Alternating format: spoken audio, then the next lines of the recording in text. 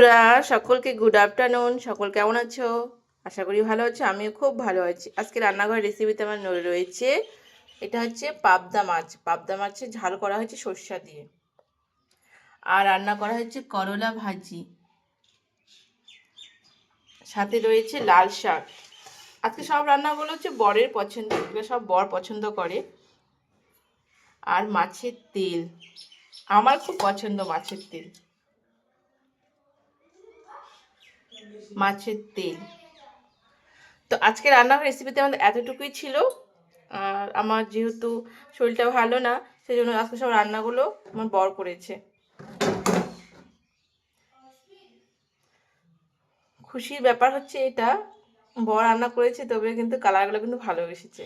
আমি তো এতটা মানে কালারফুল খাবার খাই না, তবে বর রান্না করলে একটু কালারফুল করেই রান্না করে। পাবদা মাছের ঝাল করেছে বর, তারপরে করলা ভাজি করেছে, কত সুন্দর। করলাটা আমি কেটে দিচ্ছি, ভাজি করেছে শুধু বর। আর শাকটাও আমি বেছে দিচ্ছি, বর রান্না করেছে। আর হচ্ছে মাছের তেলটা বড়ি করেছে স্পেশালভাবে, খুব ভালো রান্না করতে পারে মাছের তেল। তাহলে টাটা, বাই বাই। আজকে রান্নাঘর রেসিপিতে আমার এতটুকুই ছিল। স্পেশালির মধ্যে মামার ছিল মাছের তেলটা।